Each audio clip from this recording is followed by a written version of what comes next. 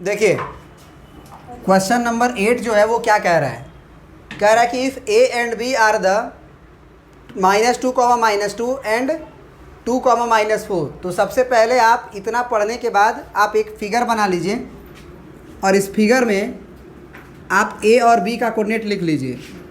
तो ए का कोऑर्डिनेट आपको दिया है -2, -2 और बी का कोऑर्डिनेट दिया हुआ है आपको 2, -4। इतना होने के बाद बोल रहा है कि find the coordinates of the P such that A P upon, है ना। आप एक बात बताओ, अगर ए पी बराबर तुम्हें दिया हुआ है 3/7 और ए बी, तो क्या तुम ये कह सकते हो कि ए बी को हम अगर इधर भेज दें तो ए पी बटा में क्या हो जाएगा, ए बी, और ये हुआ 3/7।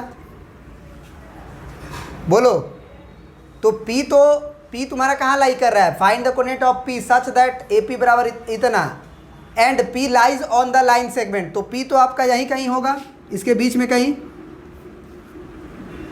तो आप ये सोचो ना, इस लेंथ को ज़रा समझने की कोशिश करना, यहीं पे समझ में नहीं आता बच्चों को। ए से पी जो लेंथ है, लेंथ नहीं बोलेंगे, कॉरस्पॉन्डिंग लेंथ जो है वो 3 है, यानी ए से लेके पी तक का जो लेंथ है कॉरस्पॉन्डिंग वो 3 है।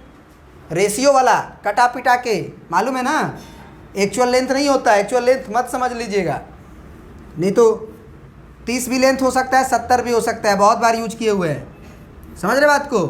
ए पी का लेंथ 300 भी हो सकता है, ए बी का लेंथ 700 भी हो सकता है, तो वो काट उठ के दिया हुआ है, एक्चुअल लेंथ नहीं होता है। ए पी का एक्चुअल लेंथ 3 नहीं होता है, वो कटा वटा के दिया होता है कि ए पी बटे ए बी। हाँ, ये ज़रूर है कि ए बी का जो कॉरस्पॉन्डिंग लेंथ है वो 7 है।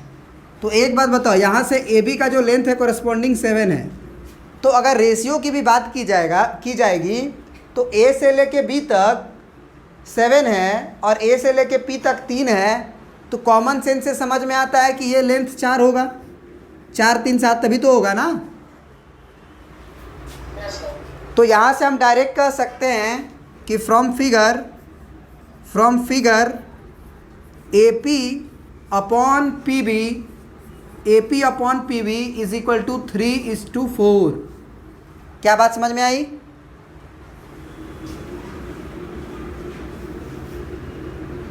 तो अब बताइए, यहीं पे अगर ये आपका 4 हो गया और ये आपका 3 हो गया तो कहानी अब आसान हो गई, नहीं तो आपको एक्सटर्नल डिवीज़न फार्मूला यूज करना पड़ता। और एक्सटर्नल डिवीज़न फार्मूला भी हम आपको पढ़ाए हुए हैं, लेकिन एक्चुअली हमने बुक में देखा तो वो एक्सटर्नल डिवीज़न फार्मूला नहीं है, और नहीं है इसीलिए इंटरनल पे इसे कन्वर्ट करना पड़ा। तो अब पी का कोऑर्डिनेट निकालना है ऋषभ, मान के चलो, तो निकल जाएगा। बोलो ऋषभ। एक्स पे टिक कर दो, पूरा तीनों एक्स पे टिक कर दो। जब एक्स निकालते हैं वाई का कोई यूज नहीं होता है। एक्स बराबर क्या होगा, इस 3 का मल्टीप्लाई कहाँ होगा, ए में कि पी में कि बी में, दूर वाला कोऑर्डिनेट में, यहाँ होगा। तो 3 गुना क्या हो जाएगा, 2 हो जाएगा। ये 4 का गुना दूर वाले में, तो प्लस में 4 गुने -2 और बटे में m+n यानी कि 3 + 4। तो यहाँ से तुम्हारा x कोऑर्डिनेट आ जाएगा 3 दूना के 6, ये -8, तो -8 और +6 -2 होगा, तो -2/7। और y कोऑर्डिनेट अब निकालते हैं। तो y कोऑर्डिनेट निकालने के लिए आप जिस पे टिक नहीं किए हैं ना उसको ध्यान दो, चाहे एक काम करो दूसरे तरीक़ा से टिक कर लो, केवल y यूज होगा। अब इस 3 का मल्टीप्लाई किस में होगा, दूर वाले में। तो दूर वाले में किस में, y यूज कर रहे हैं तो y कोऑर्डिनेट में, और प्लस 4 का गुना,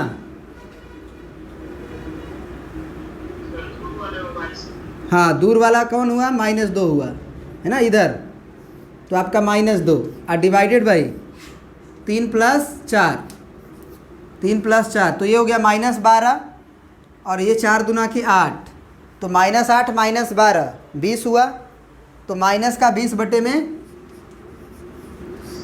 7। तो यही आपका पी पॉइंट का कोऑर्डिनेट है, -2/7 और कम -20/7।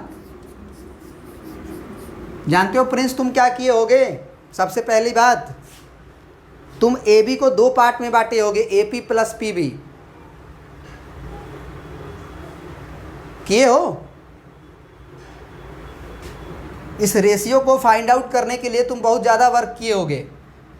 बहुत लोग करते हैं, क्या करते हैं, सबसे पहले देखो, वो करते हैं ऐसे, ए पी रहने देते हैं 3/7 है, हम इस ए बी को क्या लिख देंगे, ए से बी जाना है ना, ए से पी और पी से बी जोड़ देंगे, ए से पी और पी से बी, समझ में आया बात?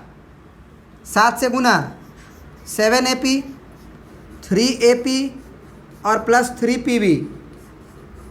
अब AP को एक तरफ कर देंगे तो AP जब इधर आएगा तो 4 AP बचेगा और इधर 3 PB।